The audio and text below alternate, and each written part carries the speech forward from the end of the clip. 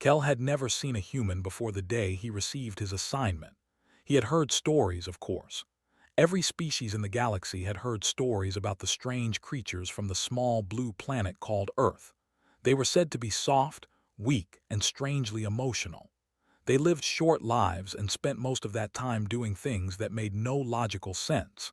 The Galactic Council considered them a minor species, barely worth noticing.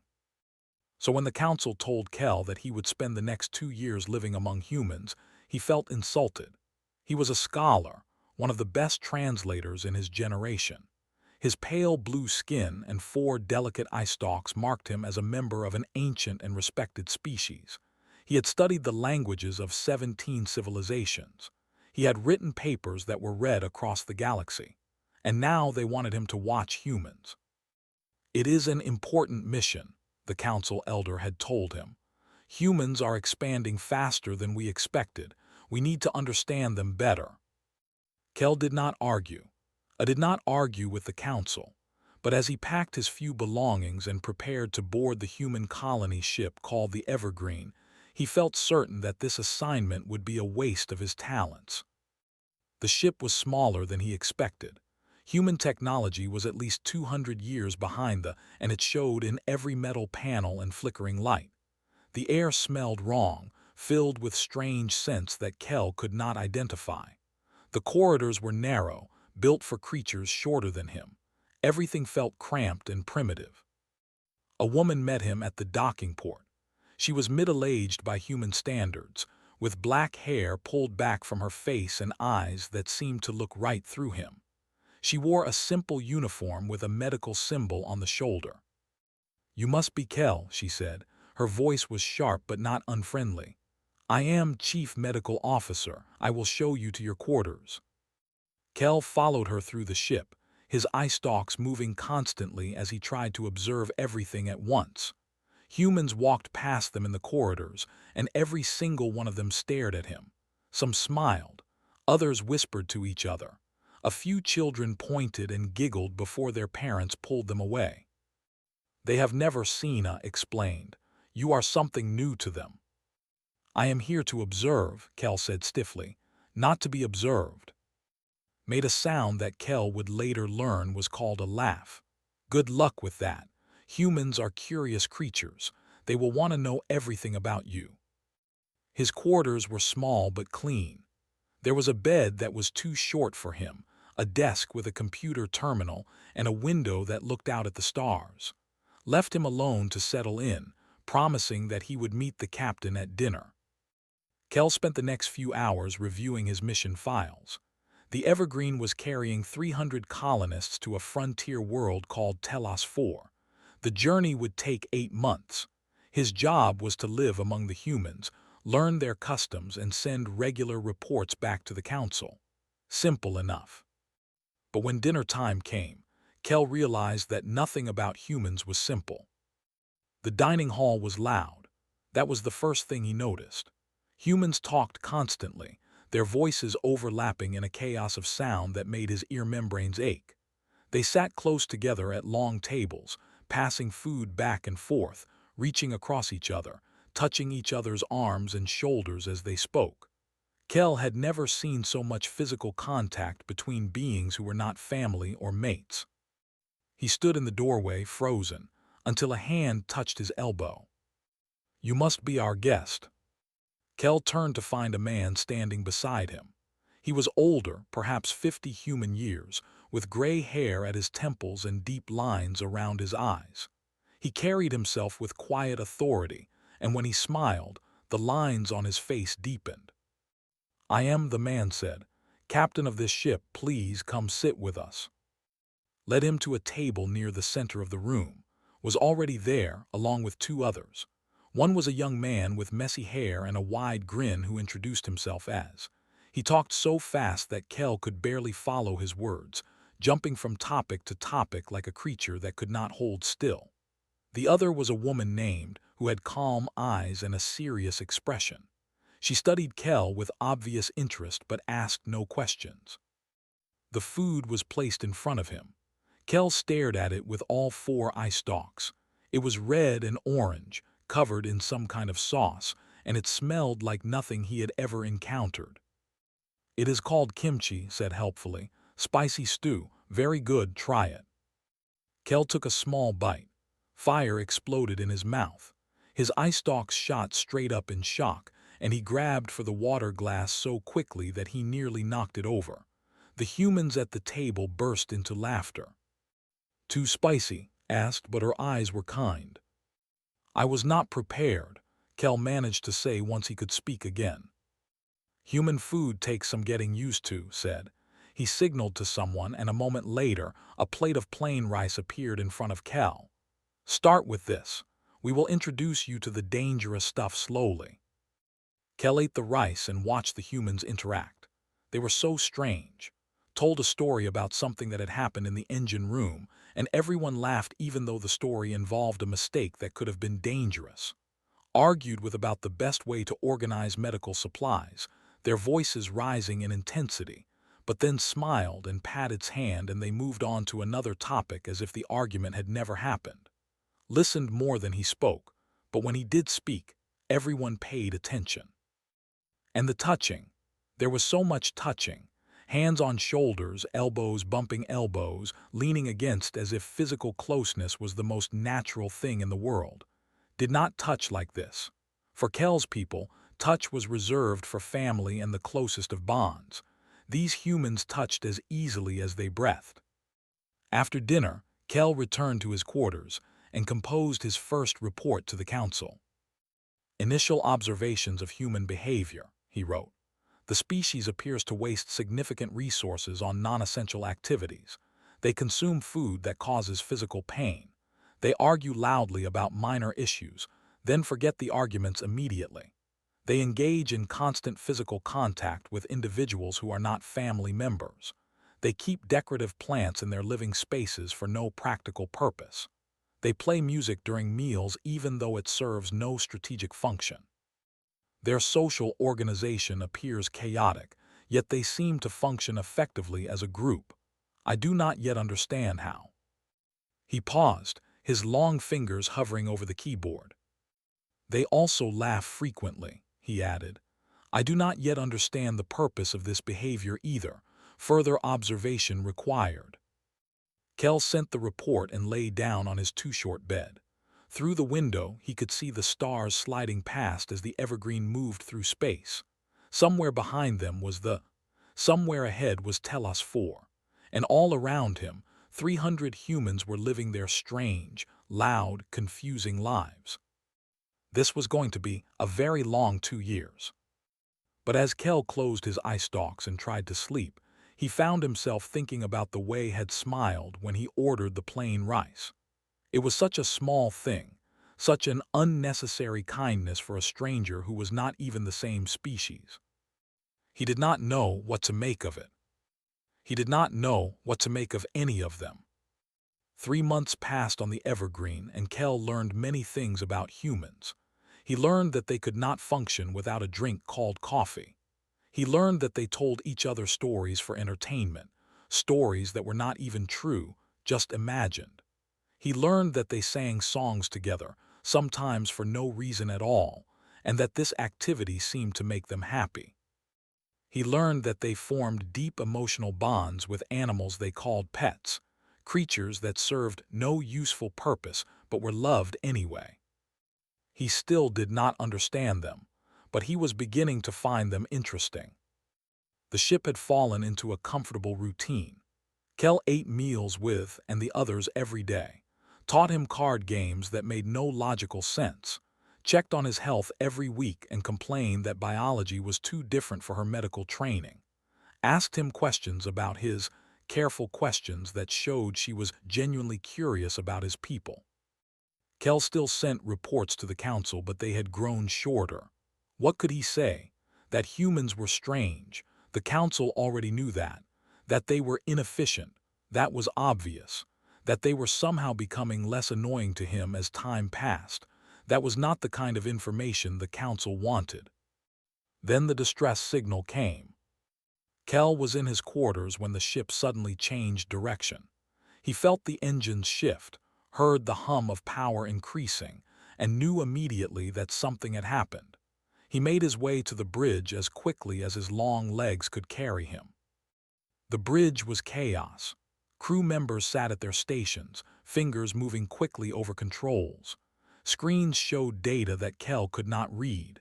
In the center of it all stood, calm as always, his eyes fixed on the main. "What is happening?" Kel asked. "Distress signal," said without looking away from the screen. "Mining station 3 days from here. They are under attack." Under attack by whom? Kel felt his blood turn cold. Every species in the galaxy knew they were slavers, raiders, monsters who took what they wanted and destroyed what they did not need. The Galactic Council tolerated them because they only attacked species that the Council considered unimportant. It was an open secret, a shameful compromise that everyone accepted because fighting them would be costly and difficult. "We cannot help them," Kel said. "They will destroy us if we interfere." Finally looked at him. His eyes were hard in a way that Kel had never seen before. "There are people on that station, miners, families. We received their call for help." "But the risk." "We go." His voice left no room for argument. "That is not a discussion." Kel watched in disbelief as the Evergreen changed course toward the distress signal. The crew worked without complaint. No one questioned the captain's decision. No one pointed out that they were a colony ship with minimal weapons, heading toward a force that could destroy them easily. They were going anyway. The 3 days passed slowly. Kel could feel the tension on the ship, see it in the way people walked faster through corridors, hear it in the quieter conversations at meals. But the tension was not fear of death. It was worry for the strangers on the mining station. Strangers they had never met. Strangers they were risking everything to help. When they arrived, the ships were already gone. The mining station floated in space, broken and burning. Parts of it had been torn open, exposing the inside to the vacuum of space. Emergency lights flickered in the sections that still had power. "Life signs?" asked quietly. 47, the sensor officer replied. "Scattered throughout the station. Some are very weak." 47 survivors out of what had been a community of over 300. Kel closed his eye stalks for a moment, overcome by the waste of it all. "Launch rescue shuttles," ordered. "All medical personnel to the shuttle bay. We bring everyone back." Kel followed to the shuttle bay without thinking about why. He watched as humans in emergency suits boarded small ships and flew into the wreckage of the station. He watched as they came back carrying injured bodies, some human, some not. He watched work for hours without rest, treating wounds that would have made Kel look away. Among the survivors was a child no more than 6 years old with pale blue skin like Kel's own and eye stalks that hung limp with exhaustion and grief. Her parents had been taken by She was alone. The child would not speak. She sat in a corner of the medical bay, her knees pulled up to her chest, and stared at nothing. Kel tried to talk to her in their shared language, but she did not respond. The trauma had taken her voice. Came to the medical bay late that night.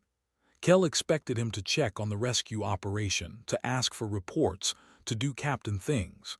Instead, walked past all of that and sat down on the floor next to the child. He did not speak. He did not try to touch her. He simply sat there close enough that she knew she was not alone, far enough that she did not feel trapped. He stayed there for hours. Somewhere in the middle of the night, the child moved. Slowly, carefully, she leaned against side. And this human who had no connection to her species or her world or her lost family put his arm around her and held her while she finally cried. Kel watched from across the room, his eye stalks wet with tears he did not know he could produce. He found in the corridor later. She was leaning against a wall, her eyes closed, her face showing the exhaustion they all felt. "Why?" Kel asked her. "Why did you come here? Why did you risk your ship, your colonists, your mission? You did not know these people. You owed them nothing." Opened her eyes and looked at him. She was quiet for a long moment. "Because if we do not help when we can," she said softly. Then what are we? What is the point of surviving if we become the kind of people who let others suffer when we could have done something? But the risk. Yes, there is always risk. There is risk in everything. We could have died coming here. We did not. And because we came, 47 people are still alive. 47 people will see another sunrise. She smiled, but it was a sad smile. That is enough. That has to be enough. She pushed herself away from the wall and walked toward the medical bay, leaving Kel alone with his thoughts. That night, he sat down to write his report to the council. He stared at the blank screen for a long time. He thought about the child who had lost everything. He thought about the council treaties that were supposed to protect his people, but somehow had not protected her. He thought about sitting on a cold floor all night because a child he had never met needed someone to be there. He thought about his question, what are we? In the end, Kel did not send a report. For the first time in his career, he had nothing to say to the council that they would understand. He was not sure he understood it himself. But something had changed in him that day. Something small had cracked open inside his chest, and he did not know how to close it again. He was not sure he wanted to. Tell Us 4 was not a beautiful world. The sky was gray more often than blue. The wind blew constantly across flat plains of brown grass. The trees were twisted and dark, shaped by years of fighting against harsh weather. Mountains rose in the distance, cold and unwelcoming. But when the evergreen landed and the colonists stepped out onto the soil of their new home, Kel saw something he did not expect. He saw hope. He saw people looking at this difficult land with tears in their eyes, not because they were sad, but because they had finally arrived. This gray, windy, imperfect place was going to be theirs. The work began immediately. Humans, Kel discovered, did not rest when there was work to be done. They worked from sunrise to sunset, clearing land, building shelters, setting up equipment. They complained constantly about sore muscles and tired backs, but they never stopped moving. Even the children helped, carrying small loads and running messages between work groups. Kel tried to stay out of the way at first. He was an observer, not a colonist. His job was to watch and report, not to participate. But it was hard to stand still when everyone around him was moving. On the third day, handed him a shovel. "You have 4 arms," the young engineer said with his usual grin. "That means you can dig twice as fast as any of us." Kel looked at the shovel, then at the trench that needed to be dug for water pipes. "I am not supposed to." "Nobody cares what you are supposed to do. We need help. You are here, so help." Kel helped. He dug trenches. He carried equipment. He held things steady while humans bolted them together. His long arms and extra limbs made him useful in ways he had not expected, and the humans accepted his help without question. By the end of the first week, he was as dirty and exhausted as everyone else. And strangely, he was happy. The child from the mining station, whose name was Myra, had begun to speak again. She followed Kel around the settlement, asking questions in their shared language, and Kel found himself answering patiently. She had lost everything, but the humans had given her a place in one of their family groups. A woman named and her husband had taken Myra in, treating her as their own daughter despite the fact that she was a completely different species. "Is it not strange for them?" Kel asked Myra one day. "You are not human, you are not their child." Myra tilted her small head, her eye stalks curling in confusion. "They say family is not about blood. Family is about love. They love me, so I am family." Kel did not know what to say to that. The settlement grew slowly but steadily. Shelters became houses. Houses became streets. Streets became a village. The humans named it, a word in their old language that meant sunrise. It was a good name for a place that represented a new beginning. Kel learned more about the humans he had come to know. He learned that had been a military officer once, that he had seen terrible things in wars that humans fought against each other, and that he had become a colony captain because he wanted to build something instead of destroying. He learned that had been a combat doctor, that she still had nightmares about the people she could not save, and that she fought those memories by saving everyone she could now. He learned that sister had died of sickness when he was young, and that he had become an engineer so he could build things that would help people live longer, better lives.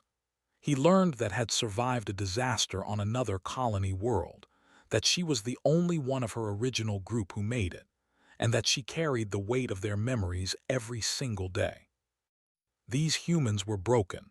Every single one of them carried damage from their past, scars that did not show on the outside. But they did not let their damage stop them. They used it as fuel, as motivation, as a reason to keep going. Kel began to admire them. He was not sure when it happened, but one day he realized that he no longer thought of them as strange creatures to be studied. He thought of them as friends. 5 months after landing was thriving. Crops were growing in the fields. Children were attending school in a building that had designed and the whole community had built together. Families were settled in comfortable homes. Life was hard, but life was good. Then the ships appeared in the sky. Kel was in the community hall when the alarm sounded. He ran outside with everyone else and looked up at the gray sky. 3 dark shapes hung there, blocking out the weak sunlight. 3 warships. The colony's communication system crackled to life, and a voice filled the air. It was deep and harsh, speaking in the common trade language of the galaxy. Humans of this settlement, I am commander of this fleet. You have built on land that we claim. You will surrender half of your population to us as tribute. If you refuse, we will destroy everything you have built and take what we want anyway. You have 2 days to decide. The communication cut off. The ships hung in the sky like dark promises. Kel found standing in the middle of the village square, his face turned upward, his expression unreadable. We need to contact the Galactic Council, Kel said urgently. They have treaties, they have laws, they can help. Did not look at him, make the call. Kel made the call. He reached a council representative within hours, explained the situation, begged for assistance. The representative listened patiently. Tell us 4 is outside council protection zones, the representative said finally. We cannot intervene in frontier disputes. We regret that we cannot help you. The connection ended. Kel stood there holding the silent communication device, feeling the weight of those words. His own government, the civilization he had served his entire life, would do nothing. They would let these humans die rather than risk conflict with the... He walked back to the village square where Still stood. Was there now, and dozens of others. They all looked at him with desperate hope in their eyes. The council will not help, Kel said. The words felt like stones in his mouth. They say we are outside their protection zone. They say they cannot intervene. Silent, long, terrible silence. Then nodded slowly as if he had expected this. All right, then we decide for ourselves. He turned to face the gathered colonists. Call a meeting, everyone, every single person in this settlement. We will talk and we will decide together what we do next. Kel watched as the humans began to move, spreading the word, gathering their community. He did not know what they would decide. He did not know if there was any decision that could save them. But he knew with sudden and absolute certainty that he would not leave them. Whatever happened next, he would face it at their side. The council had abandoned them. The galaxy had abandoned them. But Kel would not. The meeting was held in the largest building in the community hall that everyone had helped build. It was not large enough. People spilled out through the doors and into the street, standing shoulder to shoulder, straining to hear. Every single human in the settlement was there. The oldest grandmother who needed 2 people to help her walk. The youngest baby sleeping in her mother's arms. Everyone. Kel stood at the back of the crowd, his height allowing him to see over the shorter humans. Myra held his hand tightly, her small fingers wrapped around 2 of his. Stood on a raised platform at the front of the room. He looked tired. They all looked tired, but his voice was steady when he spoke. "You all know why we are here. They have demanded half our people as tribute. If we do not give them what they want, they will attack us. They have 3 warships. They have hundreds of soldiers. We have farming equipment and a few security officers with basic weapons." He paused. The silence was so complete that Kel could hear his own heartbeat. "I will not lie to you. If we fight, we will probably lose. Many of us will die, maybe all of us. The council will not help us. We are alone out here." Somewhere in the crowd, a child began to cry. Her mother hushed her softly. "But I will tell you what I believe," continued. "I believe that there are some things worse than dying. I believe that handing over our friends, our family, our children to slavers is one of those things. I believe that if we surrender to evil, we lose something more important than our lives. We lose who we are." He looked out over the crowd, meeting eyes, face after face. "But this is not my decision to make alone. This belongs to all of us, so I am asking you, what do we do?" For a long moment, no one spoke. Then an old man near the front stood up slowly, his joints creaking with age. His name was, and he had been a soldier once many years ago. "I did not come across the galaxy to die on my knees," he said. His voice was rough but clear. "If they want to take us, they will have to fight for every single one." A murmur ran through the crowd. Then a young woman stood up. Her name was, and she was pregnant, her belly round with the child she would have in 2 months. "My baby will not be born into slavery," she said. Her voice shook, but her words were strong. "I would rather they never be born at all than live as a slave. We fight." More voices joined in. A father of 3, a teacher from the school, a teenager who had just turned 16. One by one, people stood and spoke, and their words all said the same thing. "We fight." Not everyone agreed at first. Some argued for negotiation. Some argued for fleeing into the wilderness. Some simply cried, overwhelmed by fear. But slowly, painfully, a decision emerged. They would not surrender anyone. They would stand together, fight together, and if necessary, die together. When the vote was finally called, it was not unanimous. Some hands stayed down, belonging to people too afraid to commit to death. No one blamed them. No one forced them. But the decision was made by overwhelming majority. "Would fight." Kel found outside after the meeting. She was standing alone, looking up at the dark shapes of the ship still hanging in the sky. "You cannot win," Kel said quietly. "You must know that. They have orbital weapons. They can destroy this entire settlement without ever setting foot on the ground." Turned to look at him. Her face was calm, but her eyes were bright with something that might have been tears or might have been fire. "Yes, we know." "Then why choose death when you could survive?" She smiled, and it was the saddest, proudest expression Kel had ever seen. "Because survival is not the same as living. Because some things matter more than breathing. Because if we give them our children today, we will have to give them something else tomorrow and something else after that until there is nothing left of us but bodies that move and eat and sleep but are not really alive anymore." She shook her head slowly. "No, if we die tomorrow, we die as ourselves. We die as humans. That matters. It matters more than you might understand." Kel did not fully understand. But standing there in the darkness, watching this small woman face the impossible with quiet courage, he felt something shift in his chest. "What can I do to help?" he asked. The next day was organized chaos. Every person in the settlement had a job, a role to play in the defense they were building. Worked without sleep, rigging explosives from mining charges and building improvised weapons from farming equipment. Established a hidden medical station in the caves outside the settlement and trained volunteers in emergency medicine.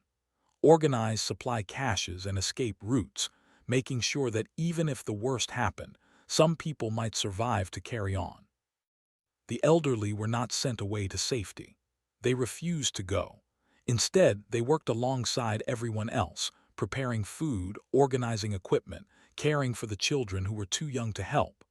A grandmother named sat in the community hall and taught the children songs while their parents prepared for battle. Her voice was thin and wavering, but the children sang along, their high voices rising in the face of fear. Kel worked beside, using his extra arms to hold wires while the engineer connected explosives. At some point during the long night, looked at him with exhausted eyes. "You know you do not have to stay," said. "You are not human. You are not part of this colony. The council might protect you if you leave now." Kel thought about the council representative who had refused to help. He thought about treaties that meant nothing.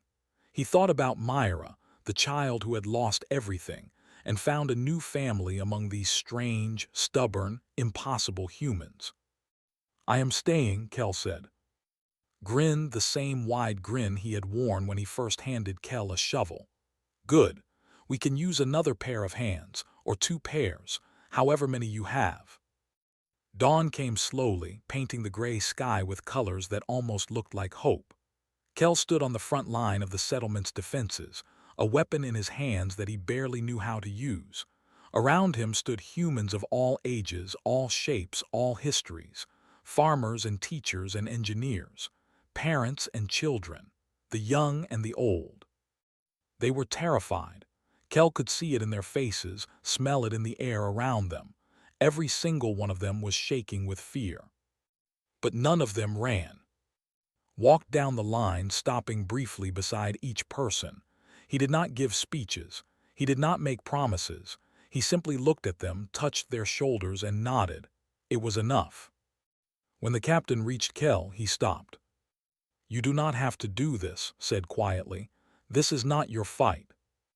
Kel looked at the humans around him, at checking her weapon with steady hands, at carrying medical supplies to her hidden station, at making one last adjustment to his explosives, at Myra, far behind the lines with the other children, her small face pressed against a window. "Yes," Kel said, "it is." He did not know if they would survive the day. He did not know if anything they had built would remain standing when the sun set. But he knew, with absolute certainty, that he was exactly where he was supposed to be. The ships began to descend. The battle was about to begin. They attacked at noon. Kel had seen images of the slavers before, but nothing had prepared him for the reality. They were massive creatures, standing over 2 meters tall, with thick gray skin and 4 arms that ended in claws. Their eyes were small and dark, set deep in faces that seemed built for cruelty. They wore armor that shimmered with energy shields, and they carried weapons that could cut through steel. The commander led the assault himself. He strode across the plain with hundreds of soldiers behind him, confident in his overwhelming advantage. His voice boomed across the settlement through amplifiers. "Humans, this is your final chance. Surrender half your population and the rest will live. Fight and you will all die." No one answered him with words. Instead, the first explosion tore through his front line. Had placed his charges perfectly. The blast sent soldiers flying through the air, their shields overloaded by the force of the explosion. Before they could recover, humans opened fire from concealed positions, targeting the weak points in armor that Kel had helped identify from council records. The slavers had expected easy prey. They found something else entirely. Kel fought. He did not think about what he was doing. His training as a scholar had never included combat, but fear and determination pushed his body forward. He fired his weapon, ducked behind cover, fired again. Beside him, a young woman named screamed defiance at the enemy while tears ran down her face. An old man named, the same one who had spoken first at the meeting, fought with the calm efficiency of a soldier who had seen many battles. They pushed forward. They had numbers and technology on their side. For every one of them that fell, 10 more took their place. The human defenders fell back, step by painful step, leaving blood and bodies on the ground. Kel saw running toward a massive walker, a mechanical beast that was tearing through the settlement's defenses. The young engineer carried a pack of explosives on his back. Kel screamed, "No!" Did not stop. He did not even look back. He ran straight at the walker, ducked under its weapon's fire, and threw himself against its legs. The explosion that followed shook the ground beneath Kel's feet. When the smoke cleared, the walker was destroyed, was gone. There was no time to mourn. The battle continued. Kel fought on, his arms burning with exhaustion, his lungs screaming for air. Around him, humans fell and others took their places. They were not winning. They were barely surviving, but they would not stop. As the sun began to set, Kel found himself beside. Her face was covered in dirt and blood, some of it her own. She was limping badly, but she still held her weapon steady. "How many have we lost?" Kel asked. "Too many," her voice cracked.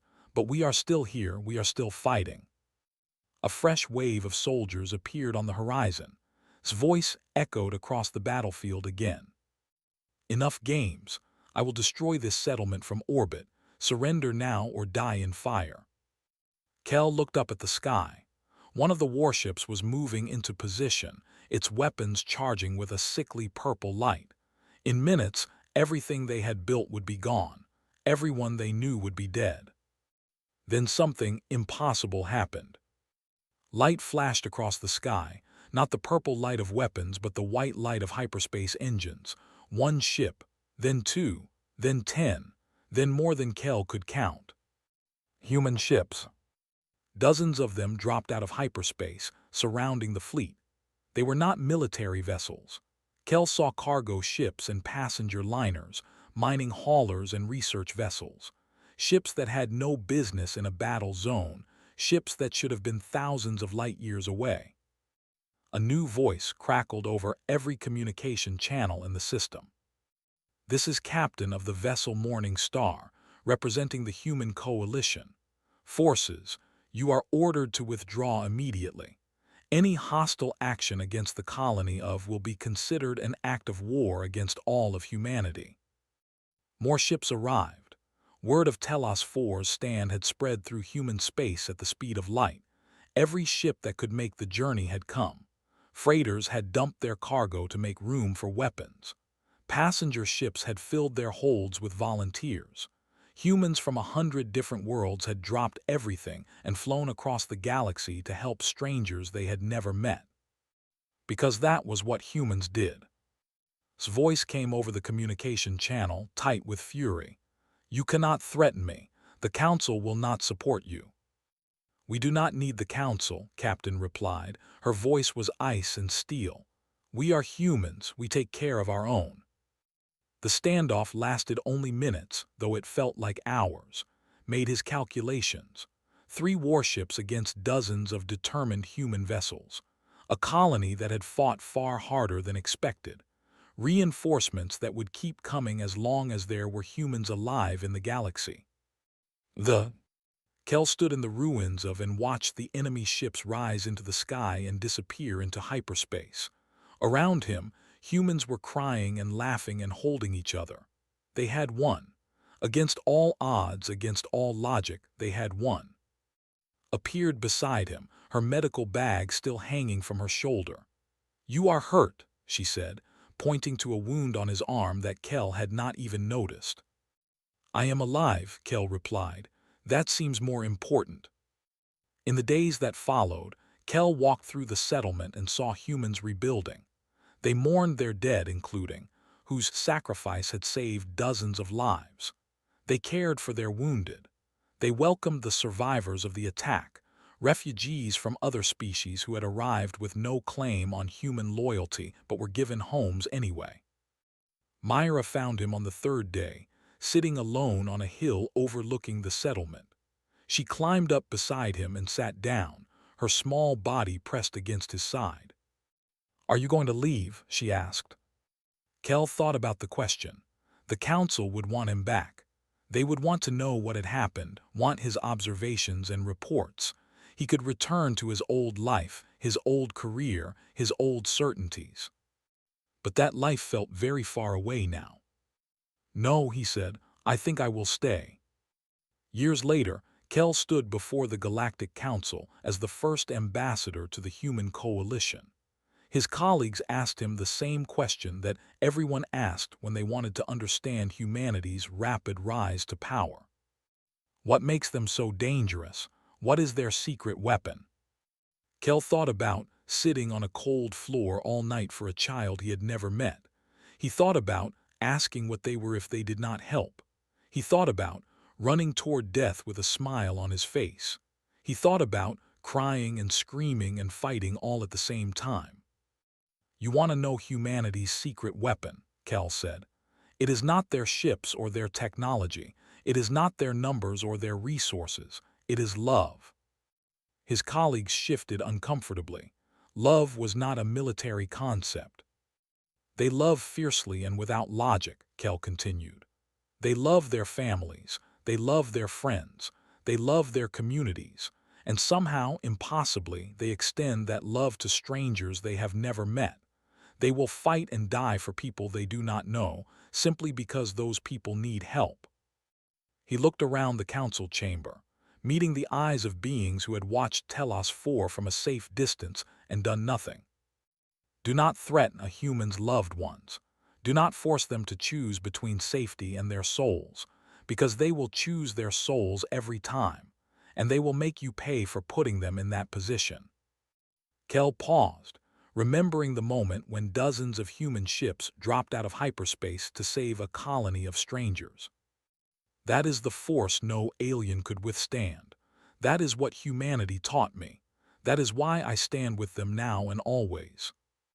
He turned and walked out of the council chamber, leaving silence behind him. Outside, the sun was setting over the capital. Somewhere across the galaxy, in a settlement called, humans were singing songs as they worked, laughing at jokes, touching each other's shoulders, living their strange and beautiful lives. Kel smiled and began the long journey home.